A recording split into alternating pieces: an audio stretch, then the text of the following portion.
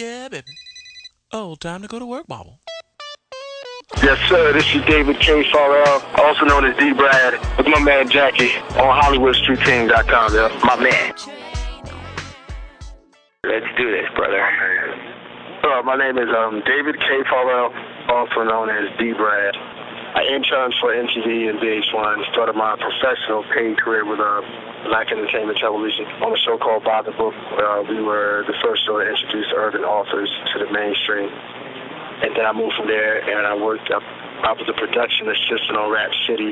Then when it changed over to Rap City, The Basement, myself, along with the other 5 producers, and our senior producer, Craig Henry, we led a change in hip-hop, for the better or for the worse. Personally, I was the producer, like all the producers had regions, and I was the New York, New Jersey, Philly guy. Because in D.C. at the time, 1998, 99, we weren't influenced by radio stations because D.C. stations played go-go. We weren't influenced by record labels because they were in New York. So it was just basically us deciding, a bunch of hip-hop lovers, what we wanted to show. And I was allowed to introduce visually to the television audience a young lady from Philly named Eve. Behind critics, Playboy, blah, blah, blah. Left BET, went work as a stand-in for Dave Chappelle's show. Part of the Emmy-nominated set design team on Cry for the Straight Guy. Stunt unit for Spider-Man 2, Law and Order, on and on and on. Worked with Spike Lee, with the late great Sidney Lumet, the director of The Wiz. And so that's pretty much who I am. You've been through entertainment, you know what it is, and that's what you do, you know? You used to work over at MTV as an intern, right? Yes, as an intern, yep. And why don't you tell us how you noticed how they picked their urban stars over at MTV when you were there? They would watch BET, especially in particular Rap City. They would all sit around every day around 4 o'clock and just watch 2 hours of Rap City. So I asked one day why the producers did what they did, and they told me that was how, at that time, 1998, that was how they chose which rap artists to put on Rap City. Put on MTV. They saw them on Rap City a lot. They knew that in the black communities that this artist was big, so therefore they would pick and choose which artists that they could mainstream. Got you.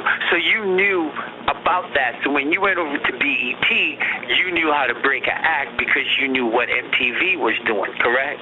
Exactly. So is that how you broke Eve? Yeah, exactly. This was only a year later when I was on Rap City, so I knew that nothing could have changed that quick. So I had that in mind, and I knew that Eve had a look, and she had a swagger about her. And being from South Jersey, which is near Philly, I basically grew up in Philly. I know Philly girls, so I knew exactly what to do with Eve. And I knew that MTV was watching. She ever told you thank you, man?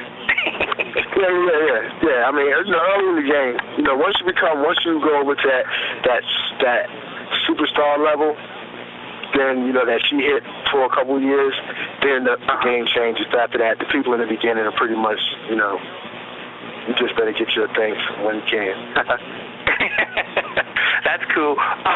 Now, you was up at 106 in Park, and when I was reading an insert from your book, what really tripped me out was that it said that they didn't have the proper equipment up in 106 in Park to tally up the phone votes from the people that was calling in for the videos that they wanted to see.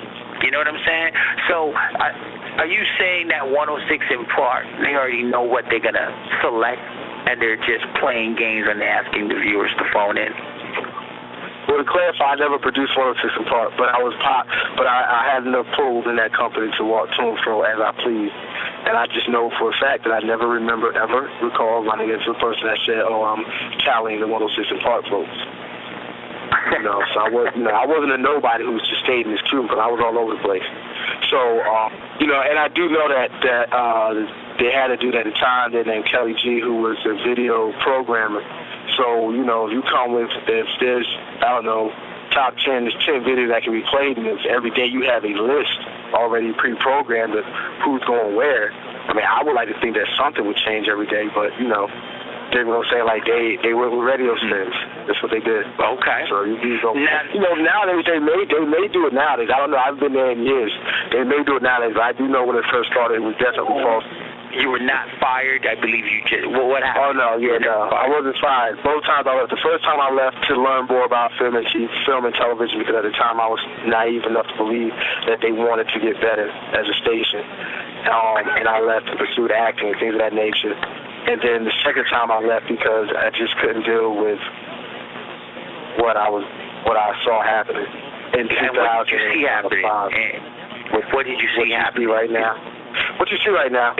The feminization of hip hop, hard body. I mean, it was just, a lot of things was going on that, I was told, on shows that, these girls are too light skinned. I mean, too dark skinned for the light girls with baby hair up front. Those girls too fat, this, that, and the other. Yeah, so so this ain't nothing I heard or read. I had it just said in my ear. Who's responsible for like the for like the chicks in the booty shorts and the whole scandal and shit? Who came up with that idea? It's collective. It's collective. I mean, it's a collective thing. It's way bigger than quote unquote hip hop, but most people don't want to hear it. They call it conspiracy theory, even though 75% of all conspiracy theories is true.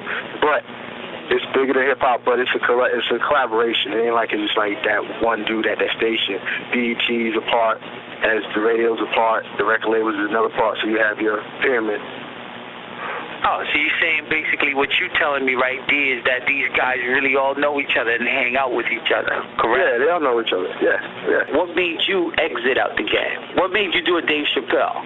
Something like that you did, didn't you? I didn't do a Dave Chappelle because I didn't walk away with $50 million. I walked away with no career because that president smashed it up. No, I walked away with my dignity and my experience. Got you. But you're saying you walked away because the president of BET fucked up the whole game. No, I walked away because I saw the direction that all of this was headed, and although I partook in a lot of it, I was doing it with no intentions other than, let me see these Philly acts blow. So let me push all these Rockefeller artists. Now, I don't have let me see, I believe in Cameron, so he came in with the Dipset idea. I said, you know what, I'm going to book you all the time on Rap City. Because once again, I know MTV was watching. And I knew that, they taught me that perception is reality. They told me that. Now, because remember, BT is owned by the corporation, Viacom. Now the corporation can build hip-hop's image in what it wants hip-hop to be. See, that was the science behind that. When Bob Johnson wanted it, was still what we wanted it to be. So now you push him out the way. You bring in that Uncle Tom president over there, and he goes hard. You know how black people do. We do it up. So he went harder than the most racist police officer. yeah, like he went harder than the most racist KKK redneck cracker ever would have went at BET. Even a racist KKK cracker would have had some empathy, like, I ain't gonna do this, not him.